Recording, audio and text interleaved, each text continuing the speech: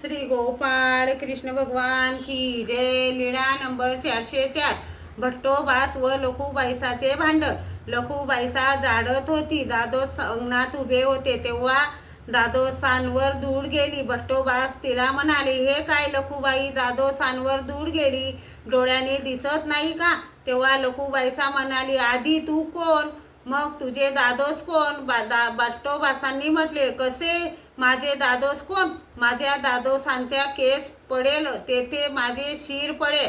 लखुबाईसा म्हणाली, पडू दे. सर्वज्ञांनी ऐकले. मग भट्टोबासांना म्हणाले, अहो राजकुमार, नावडती पासून जरी झाला असला तरी तो राजाच्या जागी मांडी झाला की तो राजासाठी जरी नावडतीचा, परंतु इतरांनी जय जय शब्दांनी त्यांचा मानच करावा. असे सर्वज्ञ भट्टोबासांवर रागावले. तेव्हा भट्टोबासांनी म्हटले, नाही जीवो, भलते सलते बोलते, मी आजपासून हिच्याशी बोलणार नाही. सर्वज्ञांनी सांगितले, एकी कोटाचे बैल भांडती, झुंजेती परी खुशीशी खुशी लावूनी बैसती. श्री गोपाळ कृष्ण भगवान की जय.